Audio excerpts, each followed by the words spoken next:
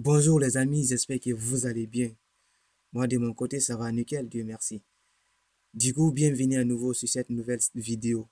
Aujourd'hui, nous allons voir l'inducement dans le trading SMC, le Smart Money Concept, qui est très important les gars.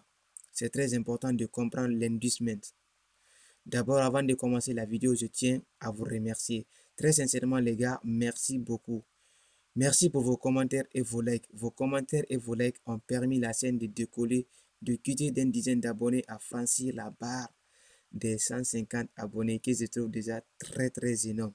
Car je me suis lancé dans la concurrence qui est plus forte que moi. Bref, je m'en fous de la concurrence. Ce qui est sûr, cette chaîne est dédiée pour l'apprentissage du trading.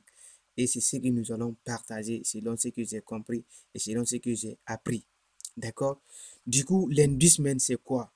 L'inducement, tout simplement, ok, c'est la manipulation, ok.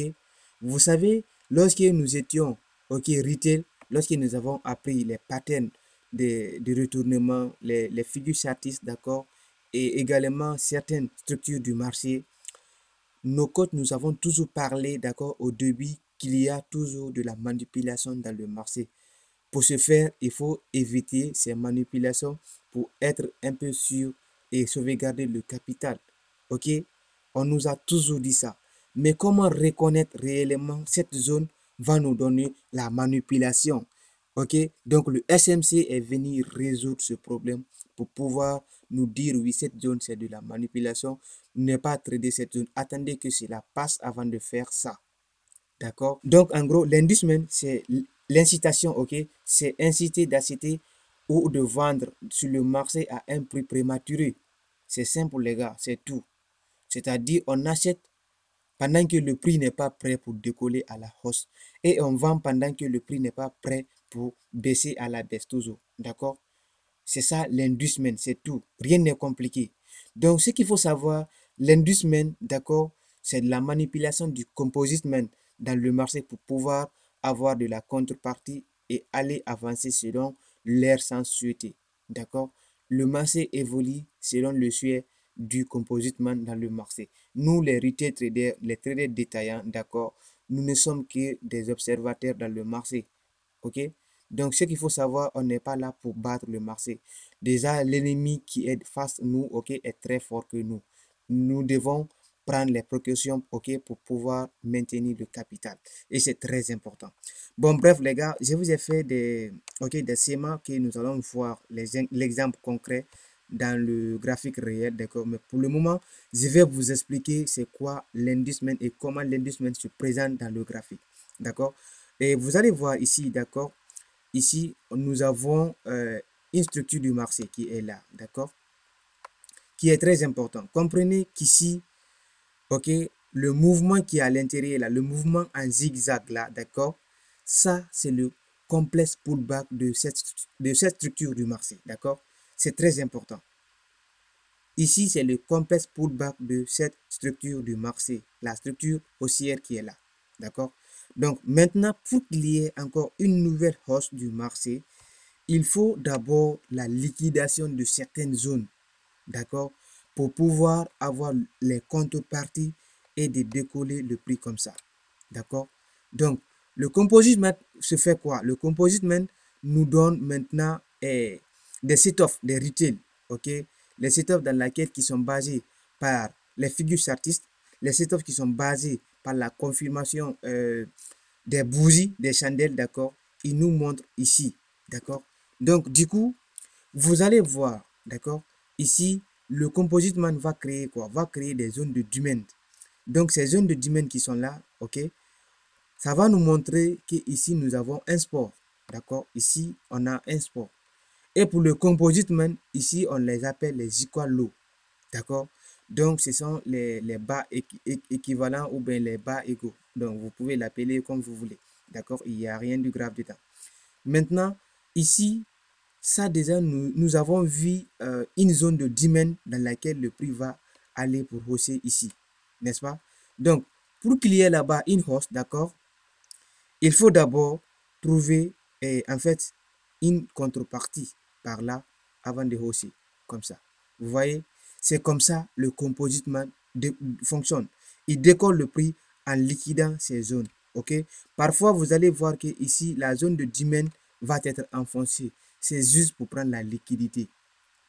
Mais ce qu'il faut savoir, dans la zone dans laquelle nous allons trader, c'est très difficile pour comprendre d'abord quel est le high ou quel est le low qui est protégé par le composite man. C'est ça la question qu'il faut se poser. Oui, donc nous avons vu ça, d'accord? Est-ce que le prix va descendre ou est-ce que le prix va monter? Avant de partir dans le sens souhaité, c'est ça le souci. Donc ce que moi je vais vous faire savoir sur cette vidéo, d'accord? D'abord, essayez de comprendre la liquidité interne et externe. Si vous aimez la vidéo, les gars, un petit like, un commentaire fait toujours plaisir. Rejoignez-nous sur Telegram. Déjà, j'ai commencé à publier les PDF de cours basés sur le SMC. Et bientôt, je vais partager les cours sur le ICT que je trouve déjà très important. Cette chaîne est dédiée pour l'apprentissage du trading et rendre le trading accessible à toute personne désireuse de le pratiquer. Ok les gars, donc du coup maintenant, si vous avez la maîtrise, ok, des liquidités intérieures et extérieures, donc déjà vous avez un plus. Et je vous ai parlé aussi de la structure du marché, d'accord? Vous avez défini votre structure. Et quand vous avez défini votre structure, d'accord, vous allez pouvoir identifier la zone d'attaque, d'accord? Nous, ici, c'est notre zone d'attaque, d'accord? Et notre zone d'attaque ici, je vous ai parlé, il y a des conditions qu'il faut respecter pour que cette zone d'attaque, ok, soit valide. Pour ne pas qu'il y ait encore des erreurs, ok, du passé. Parce qu'on est là pour gagner. On n'est pas là maintenant pour perdre comme dans le passé. Nous avons tous été victimes. J'en ai dit toujours. Moi-même, avant, je ne savais pas comment trader la manipulation. Ok, je ne savais pas du tout. Je tradais seulement comme ça, d'accord, des pics et des creux. Moi, à chaque fois que le marché me fait ça, d'accord, je prends le sell. Et à chaque fois que le marché me fait ça, je prends le buy. D'accord, ça c'était avant. Mais maintenant, ok, lorsque j'ai compris réellement que déjà, il existe de la manipulation dans le marché par le composite man, donc j'ai commencé à gérer, ok, et mes trades du point de vue émotionnel. Avant, l'émotion prenait beaucoup de mes trades, mais maintenant que je trouve que l'émotion est juste là pour m'induire en erreur et encore inciter dans le marché et acheter dans un nouveau où le prix n'est pas prêt à décoller. Vous voyez? Donc, les gars, c'est très important. Donc, du coup, ici, notre zone d'attaque qui est là, d'accord? Si le prix n'arrive pas ici, ok, on ne traite pas. Même si nous avons des bas ici et les equal low là, même si vous trouvez que le prix continue d'aller à la hausse, n'achetez pas. Attendez que le prix arrive d'abord dans votre zone de demand, votre zone d'attaque. Et pour ça, il y a aussi des conditions. Je vous ai parlé de l'imbalance qui doit encore beaucoup appuyer sur votre demand zone, d'accord, ou votre supply zone. C'est très important. Parce que les imbalances, c'est les déséquilibres dans le marché. Il faut d'abord les équilibrer. Il faut équilibrer le marché pour être sûr, ok, pour que le prix se soit à l'aise, se situe dans une zone ok, dans laquelle il se sent à l'aise, ok, pour permettre au prix d'aller à l'avance, d'accord. Donc quand le prix va liquider les personnes qui se sont placées par là, venir enfoncer ici encore pour partir toujours à la hausse, d'accord, vous allez voir que le mouvement qui va suivre maintenant va être un mouvement très violent. C'est très important. Donc par ici aussi, ok, au niveau où dans la zone de supply, d'accord, nous avons ça. Donc le composite man va faire quoi? Le composite man va créer ça, d'accord? Il va créer le BUS. N'est-ce pas? On est tous informés, d'accord? Quand le composite man va créer le BUS, qu'est-ce qu'il va faire? Il va encore remonter le prix, d'accord? Et parfois, vous allez voir ça, d'accord? Il y a les equal low comme ça, il y a des equal high, ok, relatives, ok? Il y a plusieurs formes de equal high et des equal low. Ça peut être comme ça, d'accord? Et du coup, le prix n'arrive pas, d'accord, à se limiter là. Vous allez voir que le prix va faire ça, d'accord? Et encore, il y a des formes de liquidité à l'intérieur, d'accord, que le prix peut créer des equal high ici, d'accord? Et du coup, avant que le prix baisse, d'abord, il va faire quoi? D'accord? Le prix va faire ça, ok? Et ça. Vous voyez? Donc, ça veut dire quoi? Ça veut dire cette zone-là n'est pas, ok, valide d'abord. Donc, le prix va d'abord essayer de faire, en fait, du mouvement de manipulation, d'accord? C'est-à-dire, lorsque nous tradons dans le double top et le double bottom, c'est très risqué de se placer au niveau du deuxième top, d'accord? C'est-à-dire ici, quand on se place ici, c'est très très risqué parce que le marché peut nous, en fait, peut nous faire sortir dans le game, ok, à partir d'ici et à partir d'ici. Car le composite man est déjà, ils ont déjà informé, ok, les zones dans lesquelles nous allons vendre et nous allons acheter, ok. Donc du coup maintenant, on va voir encore d'autres formes de liquidité qui sont très très importantes, ok. Alors du coup, vous avez ça aussi, d'accord. Ça aussi, c'est une forme de liquidité, d'accord. Donc, quand vous avez ça, d'accord, vous savez, il y a une stratégie, ok, de la Wolf qui explique ça, d'accord. D'ailleurs, quand vous allez étudier la Wolf ou bien les vagues d'Elliott, d'accord, vous allez essayer d'appliquer les impulsions selon les vagues. Quand vous appliquez ça, d'ailleurs, vous allez trouver l'achat ici, d'accord. Quand vous allez trouver l'achat ici, bref, c'est un peu risqué parce que ici, le composite man n'a pas liquidé d'abord et les trade lines, ok, du sport qu'ils étaient là, d'accord, les positions qu'ils étaient là, le composite man n'a pas d'abord les liquider. Qu'est-ce qu'il va faire le composite man? Le composite man va d'abord essayer de les liquider comme ça avant d'aller à la hausse. Vous voyez? Donc, il va les enfoncer totalement. Maintenant, ici, les ordres de stop qui étaient là, et on va les enfoncer. Et vous allez voir qu'ici encore, il y avait des ordres stop. Oh, ok, les autres stops, c'est quoi? Ce sont les sell stops. C'est-à-dire quand le prix revient ici, on va déclencher les sell stops pour pouvoir continuer et dans l'espoir de continuer le prix à la baisse. Donc le prix va déclencher, il va ouvrir les sell stops et finalement les sell stops vont être liquidés ici, d'accord? Et ces zones-là vont être les liquidées et finalement le prix va aller à la hausse, d'accord? Et la même chose se produit encore dans un cas baissier, ok? Vous allez trouver ok, toujours que dans des ranges comme ça, au niveau des supply zones, d'accord, on a toujours une prise de liquidité que vous devez toujours éviter. Donc, du coup, d'accord, vous allez voir que le composite man, qu'est-ce qu'il va faire? Il va d'abord créer le set-off comme ça, d'accord? Et ce set-off est clair pour nous. C'est-à-dire quand nous avons un range haussier comme ça dans une zone près de notre supply zone, ok? Là, du coup, on est vite alerté que le prix va devoir distribuer à nouveau, d'accord? Ici, nous avons la distribution qui va commencer. Mais avant que la distribution n'ait commencé, il faut d'abord liquider la zone en faisant la manipulation, comme ça. Et finalement, le prix va aller à la baisse, d'accord? Donc, du coup, le prix va liquider ici. Et quand vous avez vu ça, bref, c'est très très difficile de comprendre si le prix va aller à la hausse ou à la baisse. C'est pour cela, si le prix fait un premier touch comme ça, d'accord, d'accord, moi, en fait, qu'est-ce que j'attends le prix? J'attends que le prix fait ça, d'accord, et puis, ok, je trade, d'accord. C'est-à-dire, ici, je vais considérer ici comme si c'était les rituels qui vont se placer ici, vous voyez. Donc, ils vont bien créer des setups, mettre ici le prix à la baisse, d'accord, et finalement, ils vont créer ça pour finir maintenant baisser le prix, vous voyez, à nouveau. Donc, c'est bien sûr que leur chance, ok, c'est d'aller, bref, à la baisse. Mais j'espère que dans la semaine passée, d'accord, la semaine dernière, il y avait eu ce setup sur le GBP USD, d'accord, moi j'ai trouvé déjà réel.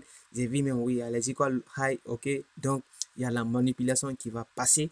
Et finalement, la manipulation a passé. Vous allez voir tout de suite, d'accord, dans le graphique réel.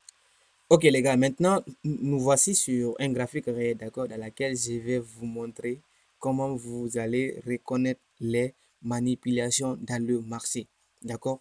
Bon bref, on va commencer par ça, d'accord, on va commencer par ça.